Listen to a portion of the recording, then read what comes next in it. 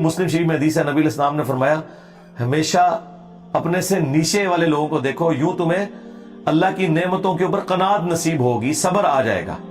ऊपर ना देखो, ऊपर का तो एंड ही कोई नहीं है। अच्छा, ऊपर जहां देखना चाहिए वहां ऊपर देखते ही कोई नहीं, और वो है आखिरत के मामले में।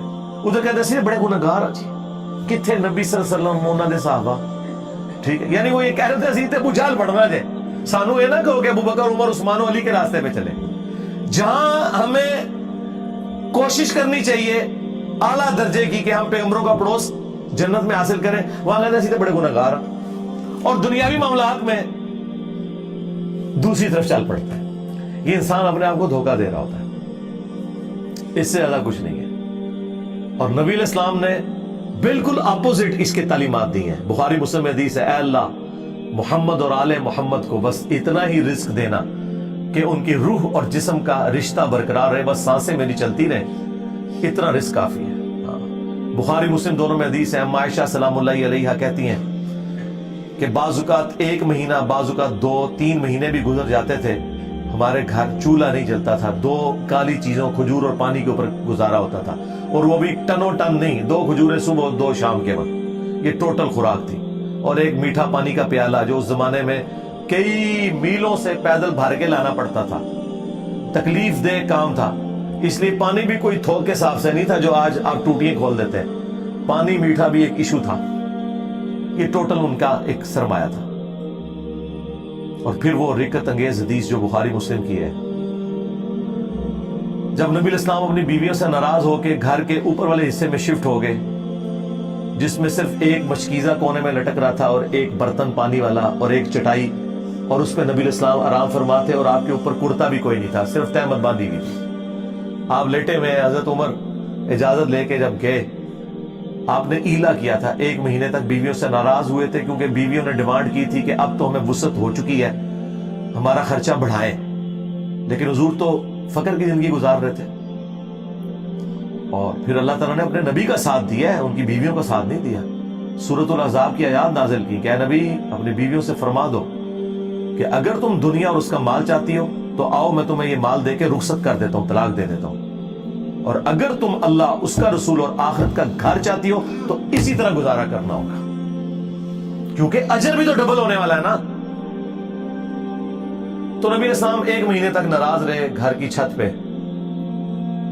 उसी में ही हदीस में बुखारी मुस्लिम में आता है कि सैयदना उमर ने जाके अपनी बेटी को भी डांटा, सैयदा हफ्सा को, बाकी बीवियों के साथ भी जाके थोड़ी मिस हैंडलिंग की। बाद में वो फिर पछताते भी थे, मुझे क्या ये राइट पहुंचता, चलो मैं अपनी बेटी को तो डांट सकता हूँ, बाकी बीवियों को मैं कैसे।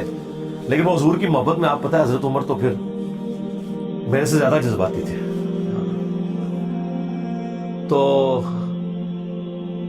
अब वो कहते हैं कि मैंने इरादा किया मैं हुजूर को कोई ऐसी बात करूं कि हुजूर मुस्कुराएं, क्योंकि आप तो बड़े सीरियस मूड में बैठे हैं। तो मैंने जाते ही कहा, या रसूल अल्लाह, देखें जब तक हम मक्के में थे ना, हमारी बीवियां कितनी हमारे कंट्रोल में थी, लेकिन ये अंसार की बीवियां तो इतनी तेज हैं कि इन्होंने अपने मर्दों को दबा के रखा हुआ है, और इनको देख देख के हमारी बीवियां भी हम पे शेर हो गई हैं। तो हुजूर इस बात के ऊपर मुस्कुराए, कहते मुझे थोड़ी तसल्ली हुई कि हुजूर का मूड थोड़ा बेहतर हो रहा है। तो फिर उन्होंने गपशप शुरू कर दी। फिर नबी इस्लाम कि जब वो हुजूर फिर उठ के बैठे, जब तो आपके कंधे के ऊपर चटाई के निशान थे, ऊपर कुर्ता भी नहीं था, या अगर चादर थी तो चादर तो फिर इस तरह ली जाती है, तो एहराम की शक्ल में बाज़ औक़ात तो वो निशान। हज़रत उमर ने रोना शुरू कर दिया कि या रसूलल्लाह, आप अल्लाह के रसूल हैं और आपकी ये हालत है, और कैसरो किसरा दुनिया के मजे लूट रहे हैं, और आप अल्लाह के पैगंबर होकर, दुनिया और आखिरत में इंसानियत के सरदार होकर आपकी हालत है। तो नबी इस्लाम ने एक जुमला बोला, बड़ा सख्त जुमला था। आपने फरमाया, लगता है उमर दुनिया की हकीकत अभी भी तुम पर नहीं खुली, बाकी बाबे तो शाही कोई नहीं, तभी तो ये नजराने बटोर रहे हैं। हजरत उमर पे तो फिर भी खुल गई ये जुमला सुन के, इन पे आज तक नहीं खुली, आज तक आपके चंदे बटोर रहे हैं, आपके चंदों के ऊपर याशियां कर रहे हैं, और आप कहते हैं हमें कुछ देंगे, आप इनका चंदा बंद करेंगे, रोडों पे आ जाएंगे।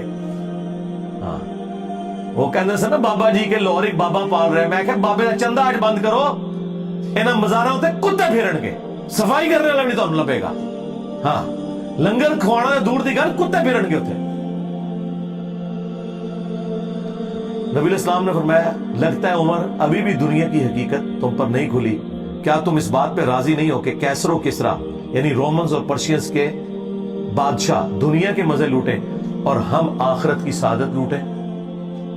سرکار یہ جملے پھر حضرت عمر نے ایسے پلے باندھے ہیں کہ اپنے دور خلافت میں نہ حرام کھایا ہے نہ کسی کو کھانے دیا ہے، ٹنڈ کے رکھا ہے۔ اسی لیے حضرت عمر کی وفات کے بعد فتنے شروع ہیں۔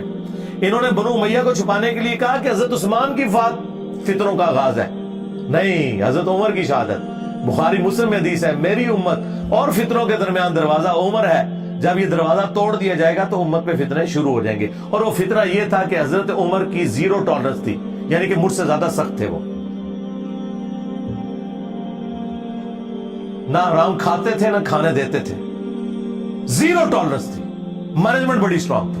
حضرت عمر کی شہادت کے بعد وہ معاملات اس طریقے سے strictly managerial point of view سے نہیں چل سکے، اس لیے حضور نے فرمایا تھا کہ میری امت اور فتنوں کے درمیان دروازہ عمر ہے۔ اور حضرت عمر نے خود کہا کہ وہ فتنہ جو سمندر کی موجوں کی طرح اس امت پہ آئے گا وہ حضرت عمر خود تھے، ان کی وفات کا ہونا، ان کی شہادت کا ہونا۔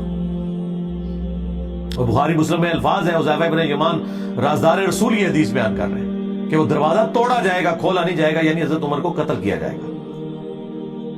اور میرے نزدیک تو حضرت عمر کے قاتلین بھی بنو امیہ ہیں، اس کے بینیفیشری بھی، اور ان کو لانچ کرنے والے بھی یہ بنو امیہ ہی ہیں۔ یہ الگ سے ایک ٹاپک ہے۔